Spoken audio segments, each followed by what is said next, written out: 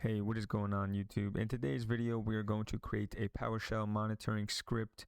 Essentially what it is going to do, it is going to look at different hosts or servers, whatever we want to specify, and check and see if it is online, giving us a quick interface to verify that our server is up and running. And in this case, I used 3 examples: an IP address that is not within my environment, a public IP address, which is bing.com, resolving to a DNS name, and then lastly, it would be a local IP address, which is my router. If any of these servers do go offline, this interface will update and it'll either turn red if it is offline and green if it is online. The problem that this had solved was in a previous work environment, I was not able to use certain third-party tools, but I was able to use a PowerShell script that I had developed. So I had developed this interface for myself and my team to get a quick snapshot of our environment to see if anything is down, and then we could use that to either report to another individual or team, or for troubleshooting purposes. But it was a way to, or a interface that was always up and allowed us to get a visual representation of how our environment is doing. And in this video, we're going to cover the entire script. We're going to create it from a blank file, and then we will go get this product here that you are able to see right now. So with that being said, let's get started. So the very first thing that you are going to want to do is create a PowerShell or a .ps1 extension file. In this case, I had created a file, PowerShell Server Monitor .ps1, and I just saved it in a temporary directory on my C drive.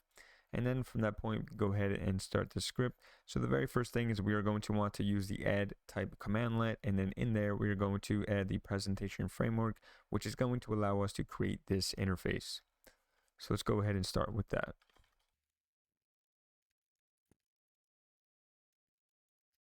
The next thing that you are going to want to do is we are going to now create a new object, and that is going to be the window, and then we are going to define the properties of that object, such as the size, the title, the width. You could even do the foreground or the background. You could do a bunch of different things. There's a lot of properties that we could edit. In this case, we're just going to do a few just to get the point across. So the very first thing is we are going to create a window variable, and then assign that to a new object, and that will be the system.windows.window. All right, so now we have a Windows variable with the new object, and then we are going to edit the properties of that Windows object.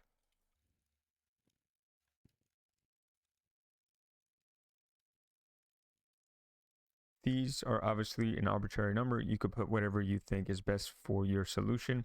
So in this case, we edited the title property, assigned it to the server monitor, and then we assigned the width and the height. So let's go ahead and we are going to press Control F5 and we will execute that. And in this case, we should get a PowerShell window. But before doing that, at the very bottom, this will come later. In order for this to actually present itself, we are going to have to assign another variable or another property of this object. So we'll do that now. Putting comments are obviously a good practice to kind of describe what we are going to do. So if later on we come back, we need to make any modifications, we could find it pretty easily.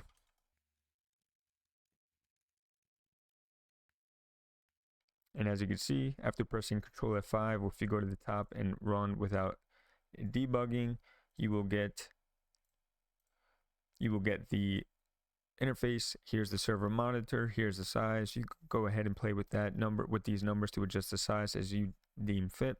But in this case, we now have the window, so let's go ahead and continue on with this script. So within that window, we are going to have a few different objects. For instance, we are going to have these circles that will indicate the status of that server. We will have some labels, and all of that will need to be organized or within a layout. And in this case, we are going to use the grid class within this WPF framework. So to do that, we will assign that to the grid variable.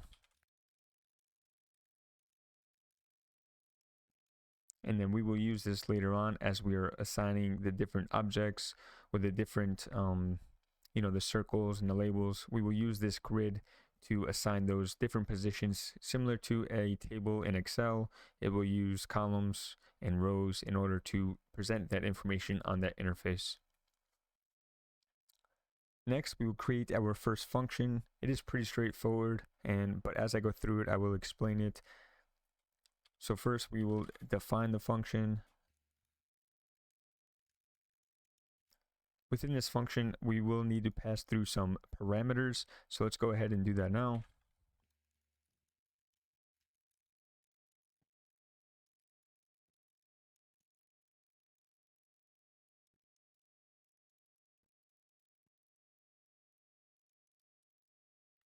So these are 4 parameters that we need to pass through. So obviously we need the host name. We are going to pass through 2 colors, which will be red or green, depending on the status of that element. In this case, we're just going to pass red as the default, and then once it is filled, we will pass through green, which will be within a different function.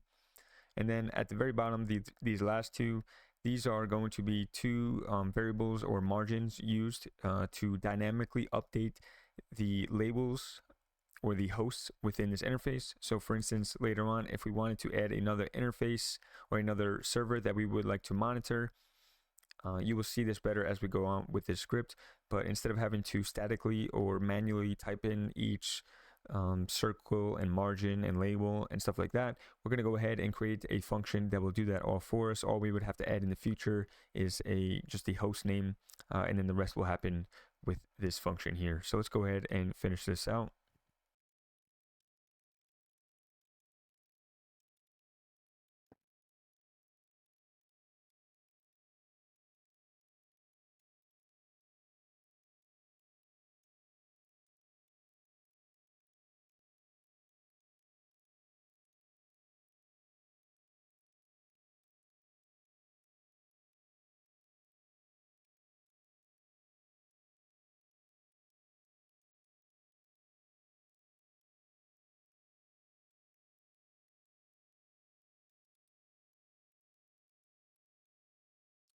All right, so in this case, we had created our circle and our label.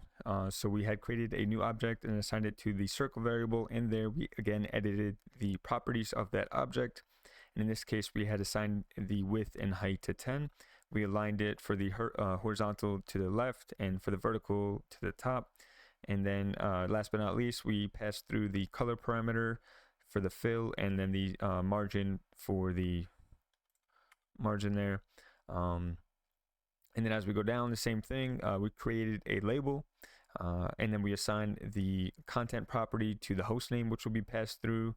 Again, horizontal will be to the left, and the vertical will be to the top. And then using the margin, we'll be able to align the 2 next to one another, so the circle and the label will be associated with one another. And then at the very bottom, we have the return circle and label. So every time this function has been completed, the circle and label will return to when it was called, allowing us to use this circle and label for that particular host. So the next thing that we want to do is quickly just identify the host that we would like to monitor. So let's go ahead and create a variable and just say host to monitor. And then in there, we'll just create a simple list that will contain the hosts. So let's just do for now 192.168.1.2, and then we will also specify just bing.com as we've seen earlier in the example, and that should be it for now. And then next we'll go ahead and create a hash table. This always confuses me, but it's the same thing essentially within Python. It is a dictionary allowing a key and a value to be applied for each value within that hash table. So in this case, we'll do hosts equals, and then last but not least, we want to create a new variable called top margin and assign it to 25. And this will be explained within the next function that we're going to write now. Actually, before we write that function, let's go ahead and let's loop through each of these hosts and then create those objects on the interface. So to do that, we're going to use the for each, and then we're going to specify -h, and that's going to be for each host within the host to monitor. And then in there, every time for each of these hosts, we want to perform a certain number of actions. So the first thing that we want to do is get a new top margin. The reason why we want to do this is because for every object or every label, we want to get a margin so we could make sure that they are listed appropriately in the interface and not stacked on top of one another.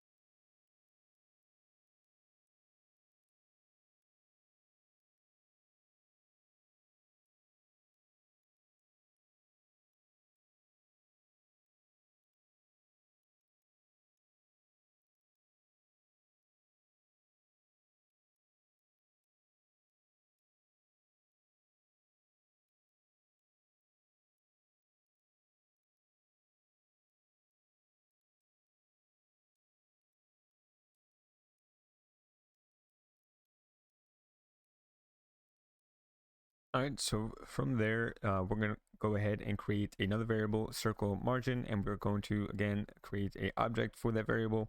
And in there, we're going to specify pretty much the position. So it's going to be 15. I forget exactly. I would have to look it up to see which one is which. It's going to be like top, I think left, bottom, and right. Well, actually, this would be top, obviously, and this might be left, from the top, right. Either way, it doesn't matter. You could look it up. This property or the parameters that are passed through for the thickness. And then again, we're going to do the same thing for the label margin, create the object, pass through the same thing. And in there, we are going to want to, the next thing that we want to do is, so what this is doing here is we are creating a circle variable and a label variable. And that is going to be assigned to these two in that order. So circle is being returned to circle and label is being returned to label. You could name these whatever you would like, but to keep it consistent with one another, that is probably the easiest way.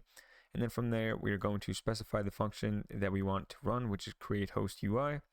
And in there, these are going to be the parameters. So the first one is the host name, and then we're going to pass through the H, which is the value that we are iterating through from host to monitor. So in this iteration, we are going to be looking at 192.168.1.2, and that's going to be assigned to the H variable. Again, we are going to assign it to the default of red. This could be changed later on depending on what we want to do. This is why it is this way. And then last but not least, we want to specify the circle margin and the label margin. Here at the bottom is where we are going to actually assign these objects to the interface using the grid or the layout. So using the grid, which we had defined earlier, we are going to add children. And that's going to be the circle that we had just got returned after running that function, and the label after running that function. And in there, we are going to assign the some values to that hash table that we were talking about. So we're going to pass through the H, and then that key is going to be assigned the value of circle for this iteration. And then last, we're going to assign a new top margin. So for the next time around, so for Bing.com, that top margin, it will now have a 25 added to that original value. And for whatever reason, I do not remember exactly why I did a -10 here from the very beginning. Maybe because of the original layout.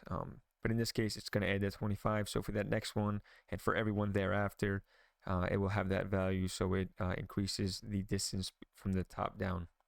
All right, so we are almost done. The next thing that we want to do, obviously, so on a reoccurring basis, we want to create a function with a specified amount of time to check if that host is still up and running and everything is okay. So let's go ahead and again define the function, and we will name this one check connection. Again, we want to pass through a parameter, and in this case, we are going to pass through the hash table hosts, and this will allow us to get that information for each of the hosts that we had assigned. And then again, we want to iterate through each of those. So we're going to say for each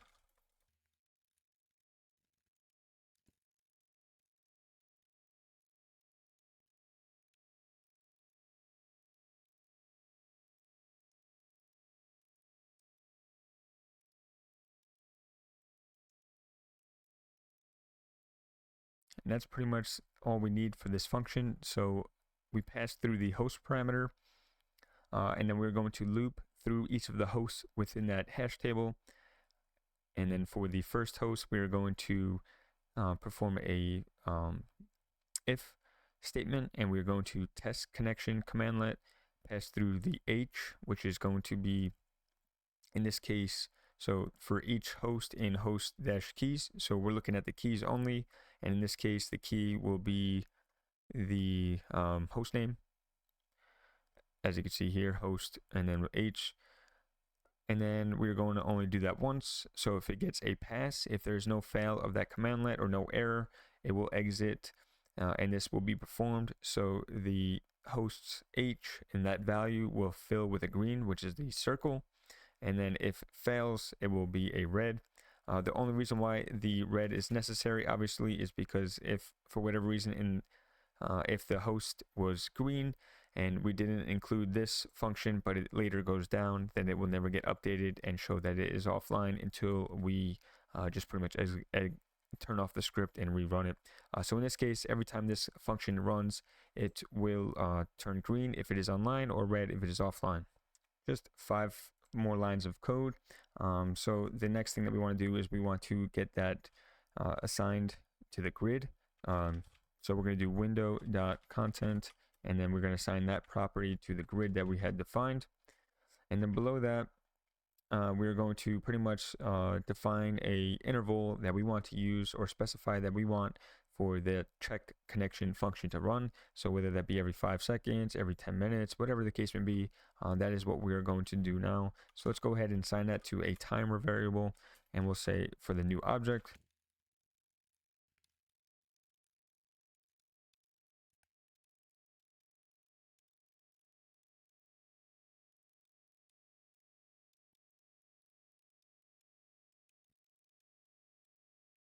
all right, so that is pretty straightforward. So the timer object, and then in there we again define some properties. So the interval using time span, we're going to use from seconds, and we're going to assign it to 5.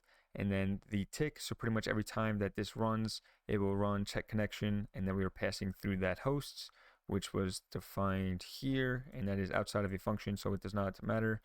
And then obviously we want to start that timer. And then last but not least, here at the very bottom, we had defined that earlier. We had defined the window.show dialog in order to display that window.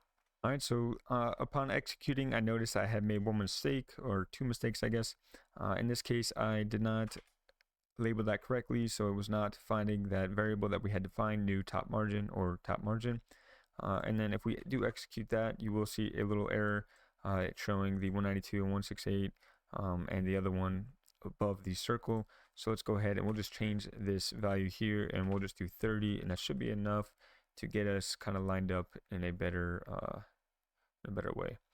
So as you can see, we now have those 2 hosts, 192.168.1.2 and the bing.com, and currently it is showing offline and it looks like it is not running. So let me just double check one more thing. Again, the only thing I did just left this out. So in order to call that function start, we're going to use the double parentheses, and then now once we execute it, you could see that it is 192.168.1.2 and bing.com is all online. So let's go ahead and now we'll add another one, and we will say an IP address that is not on my environment. So this should show red, just to kind of highlight that everything is working as intended. As you can see, 192.168.1.2 and bing.com are all online. And now the 192.168.1.33 is offline because that IP address is not within my environment, and it is obviously not resolving. Another quick thing that I want to do is just kind of turn off the network interface, just to show you that if I go ahead and go in here and disable our NIC or network interface card, and you could see that it updates automatically saying that the hosts or the servers are offline, and then below you could see errors within the terminal.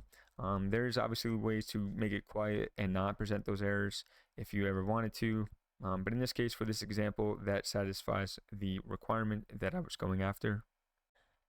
And that's going to close out today's video. I hope you were able to take something away. Again, in this video, we created a PowerShell script that was a way to monitor our servers, and that was a problem that I had ran into in the future where I was only able to use what I had and was not able to install any third-party applications. So that might be something that is useful for you. And then from there, you could do any number of things. You could improve the script maybe in different ways. In the past, I used a CSV to pass through the hosts, so you could read in the CSV. So anytime a person that is not technical and not able to modify this script to have those new hosts, maybe read in from a CSV and then dynamically update that interface to have that new host.